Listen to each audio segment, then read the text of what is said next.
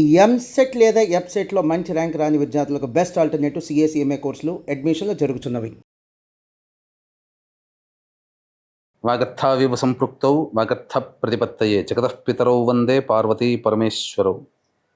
ఆదిత్యాయ చ సోమాయ మంగళాయ బుధాయ చ గురుశుక్ర శనిభ్యశ్చరాహవే కేతవే నమః. శృంగేరి జగద్గురు పీఠాధిపతులకి, కంచి పీఠాధిపతులకి నమస్కారములు తెలియజేసుకుంటూ కార్యక్రమాన్ని ప్రారంభిద్దాం. ఈ జూన్ 16వ తారీఖు నుంచి 30వ తారీఖు వరకు ద్వాదశ రాశులలో జన్మించినటువంటి వారికి ఏ విధంగా ఉండబోతుందో తెలుసుకునే ప్రయత్నం చేద్దాం. ముందుగా వీక్షించేటువంటి ప్రేక్షకులకి ఒక చిన్న మనవి. చాలామంది ఎంతో గొప్పగా ఆదరిస్తూ వస్తున్నారు ఈ యొక్క రాశుల ఫలితాలకు సంబంధించి. ప్రతి 15 రోజులకు ఒకసారి చేస్తూ ఉన్నాం. అయితే కొంతమంది ఈ చెప్పినటువంటి ఫలితాలు మాకు వ్యతిరేకంగా జరుగుతున్నాయి అనేటువంటి యొక్క అంశము, ఎందుకు మాకు జరుగుతున్నాయి అనేటువంటిది కూడా బాధను వ్యక్తం చేస్తున్నారు. అయితే గమనించినటువంటి అంశం ఏంటంటే, చాలామంది కన్ఫ్యూజన్ అనేటువంటిది అవుతున్నారు అనేటువంటిది. అంటే వాళ్ళకి పుట్టినప్పుడు జన్మ నక్షత్రం ఒకటి ఉంటుంది, కానీ ఆ నక్షత్రాన్ని బట్టి రాశి ఉంటుంది. ఆ రాశిని మీరు పరిగణనలోకి తీసుకోకుండా మీ యొక్క నామ నక్షత్రానికి మాత్రమే ఉన్నటువంటి రాశిని పరిగణనలోకి తీసుకుంటున్నారు. ఉదాహరణకి కోదండరాం అనేటువంటి పేరుంది. అది ఆ కోదండరాం అనేటువంటి యొక్క రాశి జన్మతః ఉన్నటువంటిది కుంభరాశి అని అనుకుందాం. కానీ కోదండరాం అనే పేరుంది కాబట్టి కేకో హాహి పునర్వసు కాబట్టి మిథున రాశి ఫలితాలని చూసుకుంటున్నారు. జన్మించిన రాశి ఏమో కుంభరాశి అయినప్పుడు నామనక్షత్రం ప్రకారం చూసుకునేటువంటి యొక్క మిథున రాశి ఫలితాలు ఎలా సరిపోతాయి? అది ఒక తప్పు జరుగుతుంది. తెలియనటువంటి రెండవ తప్పు ఏంటంటే, చాలామంది ఈ వెస్ట్రన్ ఆస్ట్రాలజీని ఎక్కువగా ఫాలో అవుతున్నారు. చాలా చోట్ల రాశి ఫలితాల్లో మీకు ఏం చెప్పబడి ఉంటుంది? ఉదాహరణకి జూలై 24 నుంచి ఆగస్టు 23 వరకు సింహరాశి అని చెప్పబడి ఉంటుంది. అంటే ఆ మధ్యలో పుట్టినటువంటి వాళ్ళందరూ కూడా సింహరాశి చూసుకోవాలి అని చెప్పి ఆ జొడాయిక్ సైన్ ప్రకారం వాళ్ళు, అదంటే సన్ జొడాయిక్ సైన్ ప్రకారం. మనది రాశి అనేటువంటిది చంద్రుని బట్టి ఉంటుంది.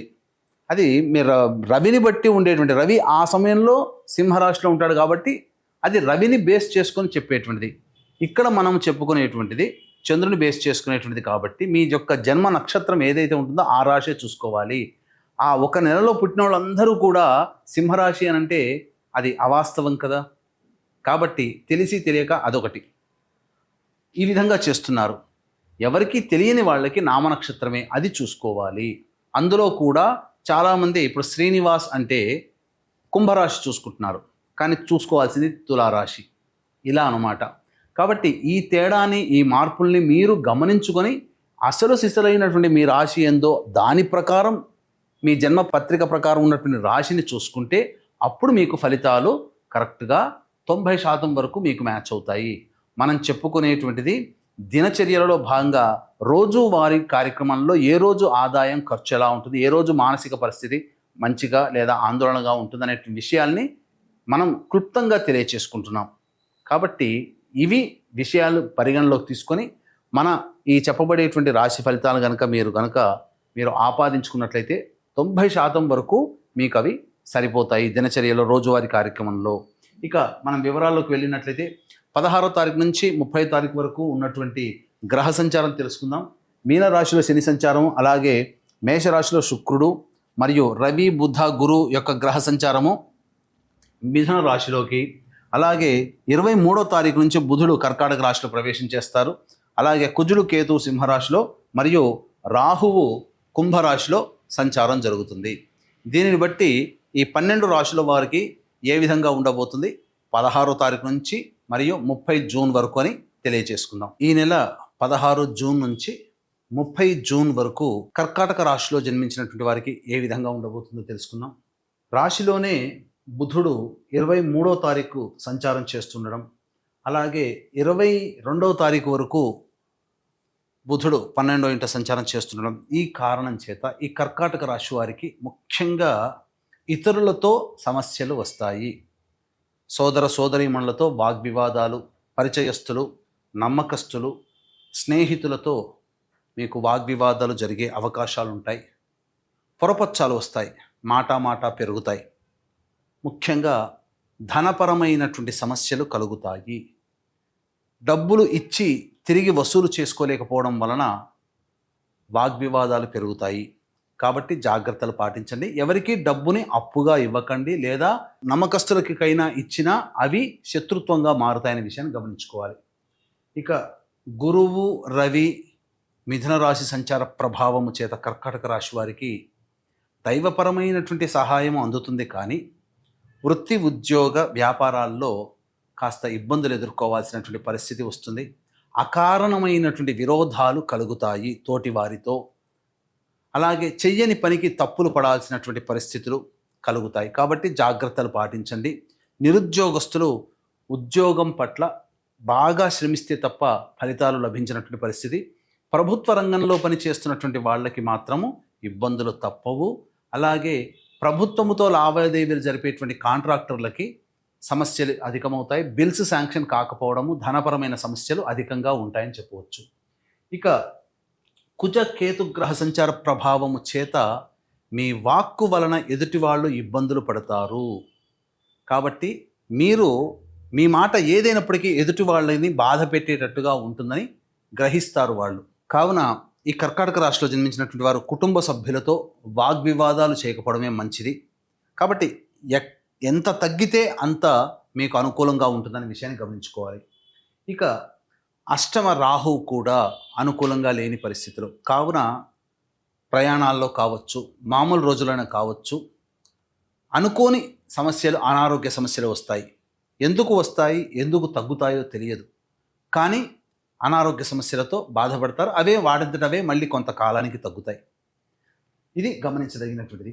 ఇక శనిగ్రహ సంచార ప్రభావం కూడా అనుకూలంగా లేని కారణం అంటే ఏమవుతుంది, ఇక్కడ దైవ అనుగ్రహాన్ని పొందమని ఆ గ్రహ సూచన. కాబట్టి దైవానుగ్రహాన్ని పొందే ప్రయత్నం కర్కాటక రాశి వాళ్ళు చేయాలి. ఇక శుక్రుడు కూడా మేషరాశి సంచార ప్రభావము వలన అనుకోని సమస్యలు పెరుగుతాయి. కుటుంబంలో ప్రశాంతత లోపిస్తుంది. అలాగే ముఖ్యంగా స్త్రీలకి సాటి స్త్రీలతో, పురుషులకి స్త్రీలతో సమస్యలు అధికమవుతాయి. వాగ్వివాదాలు పెరుగుతాయి. విలువైన ఆభరణాలు కొనాలనే ఉద్దేశం పేర నష్టపోతారు. ఎదుటి వాళ్ళ మోసానికి గురయ్యే అవకాశాలు శుక్రగ్రహ సంచార ప్రభావం వలన కలుగుతాయి ఈ కర్కాటక రాశిలో జన్మించినటువంటి వారికి. కాబట్టి ఏదో తక్కువగా వస్తుందనేటువంటి ఆకర్షణతో మీరు ప్రలోభాలకి గురయ్యారు అని అంటే ఖచ్చితంగా సమస్యలు ఎదుర్కోవాల్సినటువంటి పరిస్థితి. ఏతావాత చెప్పొచ్చేది ఏమిటంటే, ఒక గురువు సంపూర్ణంగా కొంతవరకు మేలు చేస్తున్నారు, కానీ మిగతా అన్ని గ్రహాలు కూడా అనుకూలంగా లేనటువంటి పరిస్థితి కర్కాటక రాశి వారికి. కాబట్టి జాగ్రత్తలు పాటించండి అయ్యా. సమస్యలు ఉన్నాయి, సమయం మనది కానప్పుడు మనం తగ్గి ఉండడమే శ్రేయస్కరం అనే విషయాన్ని గమనించుకోవాలి. విద్యార్థులు బాగా కష్టపడితే తప్ప ఫలితాలు పొందలేనటువంటి పరిస్థితి. వివాహం కాని అబ్బాయిలకి, అమ్మాయిలకి మరి ఒక మంచి సమయం కోసం వేచి చూడాల్సినటువంటి పరిస్థితి. నిరుద్యోగస్తులు కూడా మరొక మంచి సమయం కోసం వేచి చూడాలి. అలాగే సంతానపరముగా ఆలోచించేటువంటి వాళ్ళు వేచి చూడాలి. ఆల్రెడీ గర్భవతులైనటువంటి వాళ్ళు వైద్యుల యొక్క సలహాలు, సూచనలు ఇప్పుడు ప్రస్తుతం 30వ తారీఖు వరకు వారి సూచనలు తూచా తప్పకుండా పాటించాలి. ఎవరి? వైద్యుల సలహాలు, సూచనలు. ఇక 16వ తారీఖు నుంచి 30వ తారీఖు వరకు రోజువారీ కార్యక్రమాలు ఎలా ఉందో తెలుసుకునే ప్రయత్నం చేద్దాం. వీక్షించేటువంటి ప్రేక్షకులకి గమనిక, ఈ నెల 21వ తారీఖు రోజున ఏకాదశి, అశ్విని నక్షత్రము కలిసినటువంటి పుణ్యతిథి. కావున ఈ రోజున మీ జాతకరీత్యా కలుగు విద్య, వివాహ, ఉద్యోగ, దాంపత్య, అనారోగ్య సమస్యల నివారణకి మరియు మేష, మిథున, కర్కాటక, సింహ, కన్య, వృశ్చిక, ధనుస్సు, కుంభ, మీన రాశిలో జన్మించినటువంటి వారికి శనిదోష పరిహారార్థమై సర్వదోష నివారణ పూజలు, హోమాలు అనేటువంటివి జరిపించి శక్తిపాతము చేయబడినటువంటి శంకరుంగలి మాలని మీకు ఇవ్వడం జరుగుతుంది. అవకాశం ఉన్నటువంటి వాళ్ళు కార్యక్రమ తదనంతరం కాంటాక్ట్ చేసి పూర్తి వివరాలు తెలుసుకోవచ్చు. ఇక 16వ తారీఖున రాని బాకీలు వసూలవుతాయి, ధనపరమైనటువంటి సమస్యలు తీరుతాయి, అన్ని విధాలుగా ఆనందదాయకంగా ఉంటుంది. 17, 18 తారీఖుల్లో మానసిక ప్రశాంతత లోపిస్తుంది, పీడకలలు వస్తాయి. ఏదో మతి భ్రమించినట్టుగా ఒకటి చేయబోయి ఇంకొకటి చేస్తూ ఉంటుంటారు. కష్టాలు కూడా ఉంటాయి, ఖర్చులు కూడా అధికంగా ఉంటాయని చెప్పవచ్చు. 19, 20వ తారీఖుల్లో సంతానం మూలకంగా ఖర్చుల సమస్యలు పెరుగుతాయి, విభేదాలు కూడా పెరుగుతాయి, ఖర్చులు కూడా పెరుగుతాయి. అలాగే ఆస్తి వివాదాలకు సంబంధించినటువంటి ప్రయత్నాలు ముందుకు సాగుతాయని చెప్పవచ్చు. 21, 22, 23, 24 తేదీల్లో ఇది కీలకం. అన్ని విధాలుగా అనుకూలంగా ఉంటుంది. అన్ని వృత్తి ఉద్యోగ వ్యాపారాల్లో వాళ్ళకి లాభసాటిగా ఉంటుంది. ధనపరమైనటువంటి సమస్యలు తీర్చుకుంటారు. ఇక 25, 26 తారీఖుల్లో ప్రభుత్వ రంగ సంస్థల్లో పనిచేసేటువంటి వాళ్ళు లేదా ఉద్యోగ వ్యాపారంలో ఉన్నటువంటి వాళ్ళు ధనాన్ని నష్టపోయే అవకాశాలు ఉంటాయి. అనవసరమైనటువంటి ప్రయాణాలు చేస్తారు. కార్యహాని అలాగే ఆటంకాలు గోచరమవుతున్నాయి. నిద్ర పట్టనటువంటి పరిస్థితి. ఇక 27, 28, 29వ తారీఖుల్లో పెండింగ్లో ఉన్నటువంటి పనులు పూర్తి చేసుకుంటారు. శిరోబాధలు ఉంటాయి. అలాగే ఒక బాధ్యతను కంప్లీట్ చేసుకున్న ఆనందంతో విందులు వినోదాల్లో కుటుంబ సభ్యులతో పాల్గొంటారని చెప్పవచ్చు. 30వ తారీఖు రోజున ప్రధానంగా గృహపరమైనటువంటి సమస్యలు వస్తాయి. ఆలోచన చేసినటువంటి పనులు ఆలస్యం అవుతాయి. అలాగే ఖర్చులు కూడా అధికంగా ఉంటాయని చెప్పవచ్చు. ఏ తర్వాత చెప్పొచ్చేది ఏంటంటే కర్కాటక రాశి వారికి అనుకూలముగా లేదు. అలాగే ఈ కర్కాటక రాశిలో జన్మించినటువంటి వాళ్ళు సమస్యల పరిష్కారం కోసం ప్రతిరోజు నవగ్రహాల చుట్టూ శివాయ నమః అంటూ 27 ప్రదక్షిణలు చేసి శివాలయ సందర్శనం చేసుకున్నట్లయితే చాలా మటుకు సమస్యలు శాంతింపబడతాయి. ఇప్పుడు చెప్పినటువంటి సమస్యల కంటే ఇంకా సమస్యలు మిమ్మల్ని బాధిస్తుంటే దగ్గరలోనే మంచి ఉపాసనా పరులైనటువంటి జ్యోతిష్యులను సంప్రదించి వారి సలహాలు సూచనలు కనుక పాటించినట్లయితే మరింత మెరుగైనటువంటి జీవితాన్ని పొందుతారని తెలియజేస్తూ సర్వం శ్రీ ఉమామహేశ్వర పరబ్రహ్మార్పణమస్తు.